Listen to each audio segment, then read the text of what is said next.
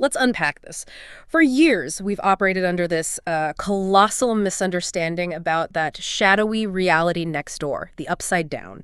We had all these theories, about its geography, its risks, its physics, but the whole foundation of our understanding was it was built on quicksand. It absolutely was. What we all thought was just a creepy reflection, an alternate dimension you could maybe explore. Yeah.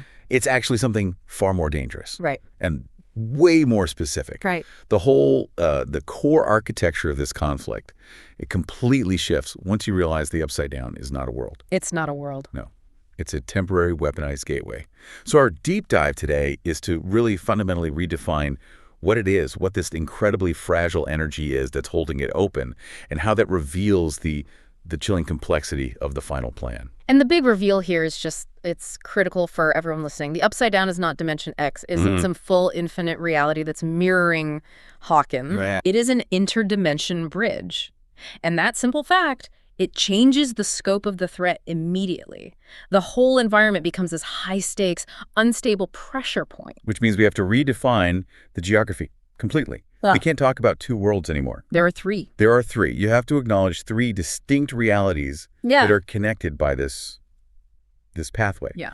So first, obviously, there is our world, Hawkins. Yeah. Second, there's the connecting path, the wormhole itself. And that's what we've been calling the upside down. So if the upside down is just the highway, what's the destination? Where does it go? That's the real origin world. Yeah. We can now confidently call this the abyss. We used to throw around the term Dimension X as this kind of generic placeholder for where the monsters came from. Sure, yeah. But the abyss is the official primordial source of the threat. Wow. Okay, so if the abyss is the main house and it's full of these monstrous tenants, then the upside down is just a long, dark, unfinished hallway linking their house to our front door. That's a perfect way to put it. But then, why does it look like a decayed Hawkins from 1983? If it's just a tunnel, why isn't it just, black space or something? That is the crucial detail. The upside down isn't just a physical wormhole like some kind of transit tube. It's a spatial scar.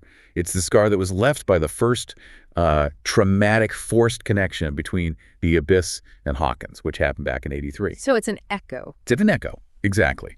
Because it was created from our reality, the pathway retains the physical memory of the moment it opened. That's why it's frozen in 1983. That clarifies so much about the mechanics. It's not reflecting us in the present. It's reflecting the moment the bridge was first built. And this geometry also explains Vecna's behavior. Precisely. He's smart enough to leverage that architectural reality. Yeah. He prefers to stay in the upside down in the tunnel because it's the sole direct gateway.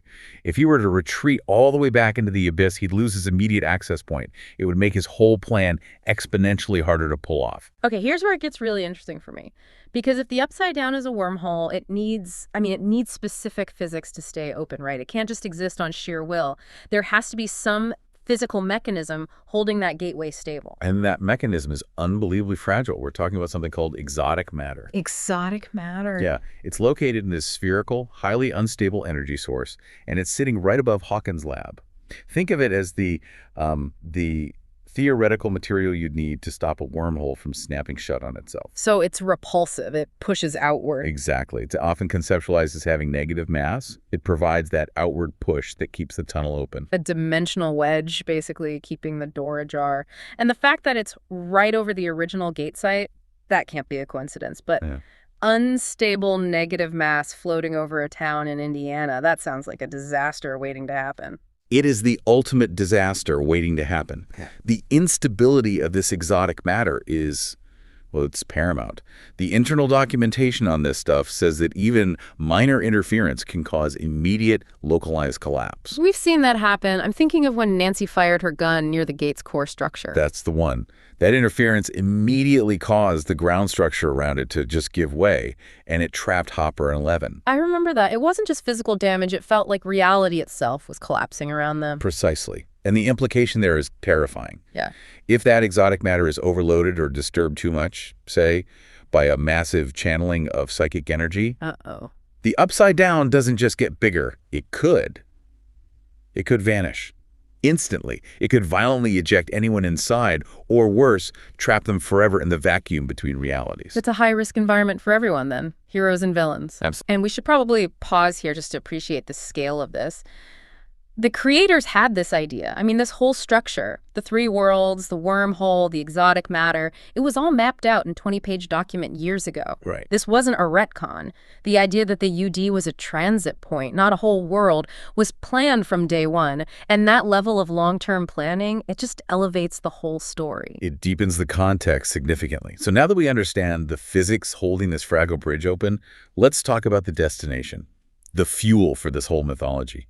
The Abyss. Which brings us straight back to Vecna, because the Abyss is the source world for the Demogorgons and, most importantly, for the Mind Flayer. The true gaseous form of the Mind Flayer, yeah. It's native to the Abyss, right, and it's the absolute key to understanding Vecna's power. Okay. When Eleven banished Henry Creel back in '79 at the lab, she didn't just, push him against a wall.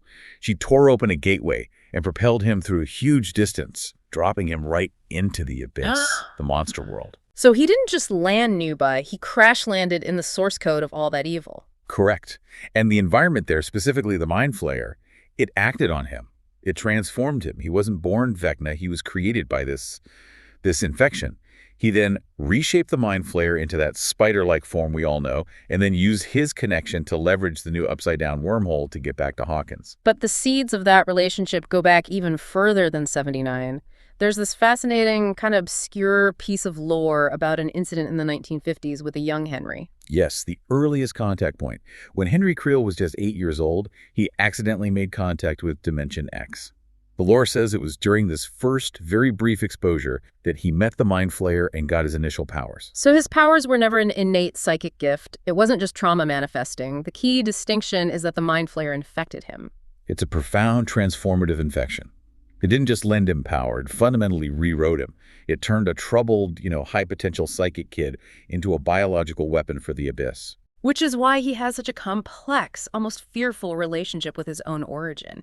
He hates that cave where he first lost his humanity. He went from being a difficult child to being the Mind Flayer's avatar. Okay, so what does this architecture, a fragile wormhole linking an infection source to Earth, what does that all mean for the final conflict? For the current timeline in 1989. It means Vecna's ultimate goal isn't just to invade Hawkins. It's to perform a dimensional short circuit.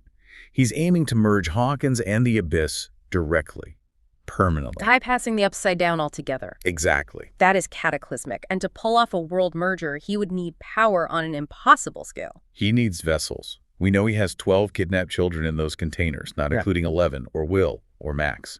Vecna's entire plan hinges on combining the immense psychic energy of these 12 children in this terrifying ritual. That concentrated power is the engine he needs to forcefully push the Abyss through the wormhole. Wait, hold on. But if the upside down is held open by that unstable exotic matter, why would he risk overloading it? Wouldn't channeling the energy of 12 kids just cause the whole bridge to collapse before he succeeds? That's the gamble. And it just shows the extremity of his ambition. He's gambling everything. He has to generate just enough power to break reality and force the connection, but not so much that the exotic matter destabilizes past the point of no return. A sustained burst, not an explosion. Exactly. Not an explosion that seals the tunnel forever. And we saw the start of this ritual recently, with Vecna beginning that ceremony with the possessed children. If he succeeds, the consequences are immediate, irreversible. The Mind Flayer, the Demogorgons, every creature from the Abyss, they all get direct, permanent entry to Earth. This isn't a localized incident like the Gates we've seen before. This is a world-ending. This is world-ending destruction, because once those two realities merge, the infection spreads globally. And we get a very chilling insight into the power required when Vecna previously told Will something about his possession. He said that while Will was possessed, he was digging tunnels all over Hawkins. Think about the scale of that. One possessed kid was powerful enough to tunnel extensively, to damage infrastructure, to breach the surface over and over. Now scale that up. Imagine 11 children all channeling that energy at once, constantly digging tunnels, weakening reality across the entire town. The damage we're seeing on the surface, the quakes, the vines, that's not just a side effect. It's part of the plan. It's a structural necessity. He's actively dismantling Hawkins' reality to prepare the ground for the Abyss to push right on through. That brings us to the deeper, almost foundational lore that explains why this was even possible in the first place. This all links back to military ambition decades earlier, We need to talk about the mystery of the briefcase. Ah, the briefcase, a critical piece of the backstory. We see it in that memory sequence of Henry's childhood. Young Henry, maybe 8 years old, and he's completely obsessed with this suitcase. But this was no ordinary suitcase. It wasn't a family heirloom. It contained military technology directly connected to dimensional travel. The remnants of Project Rainbow. Correct. Project Rainbow, the infamous secret 1943 Navy experiment with the USS Eldridge, the ship that accidentally slipped into Dimension X itself. The tech in that briefcase was a physical byproduct of that early attempt to weaponize dimensional travel. So when Henry as a kid was playing with this stuff, he was interacting with equipment that had already proven it could open interdimensional gates, decades before Hawkins' lab even existed. And that is exactly what triggered his first major accident. Yeah. When 8-year-old Henry played with the tech inside that briefcase, he accidentally transported himself to Dimension X for a full 12 hours. That brief window of time. That's the exact moment he first met the Mind Flayer. That's when he was infected and gained the foundational powers that led to everything else. So the powers were external. Yeah. Weaponized, military in origin. And there's that tiny visual detail in the memory scene, too. If you look really closely, you can see a figure that looks like a Russian spy linking this 1950s incident back to the global conflict. This isn't just a local problem. It never was. It shows that world powers have been fighting for control of dimensional technology since the 1940s. They see the abyss as the ultimate high ground for global dominance. In that context, it leads us right to the final high-stakes question about the heroes, the sacrifice theory. The theory that 11 has to sacrifice her life because she was the one who created the initial wormhole in '83, and only her removal can truly close the door forever. It's a compelling, though, heartbreaking logic. The argument is, if 11 survives, the military Dr. K's super soldier plans, all the remnants of Brenner's work, they will never stop trying to exploit her. Her friends, her family, they'll never be safe. Her sister, Kali, basically advised her on this dark path, that the only way to stop it was for both of them to be destroyed, along with the Upside Down. It's a tragic ultimatum. It is, but I think we have to view it critically. The narrative focus on 11's potential sacrifice. It might actually be a powerful piece of misdirection. Oh, interesting. The writers know we're fixated on her unique relationship to the gate. Maybe they want us focus on the emotional weight of her potential sacrifice, while someone else entirely, someone unexpected, is actually the one who ends up making that ultimate payment. That's a thought that complicates everything. So we've learned the Upside Down is not a world, but a highly unstable transit point held open by exotic matter. We know the Mind Flayer is an infectious agent that fundamentally rewrote Henry Creel. And Vecna's whole plan is this high-risk dimensional short circuit using kids' psychic energy to merge two realities forever. We've moved from fighting local monsters to defending reality itself from a military-grade dimensional merger. The stakes, I mean, they couldn't be any higher. As we wrap up this deep dive, just consider the implication of that 1943 Project Rainbow tech in the USS Eldridge. If simple military experimentation decades ago could accidentally open a stable wormhole to the abyss, what incredible, terrifying secrets are global powers trying to acquire or replicate inside that dimension today? What unseen, devastating military application might still be hidden in that childhood briefcase secrets far more dangerous than just psychic power that we still haven't seen? Think about that as the final battle approaches.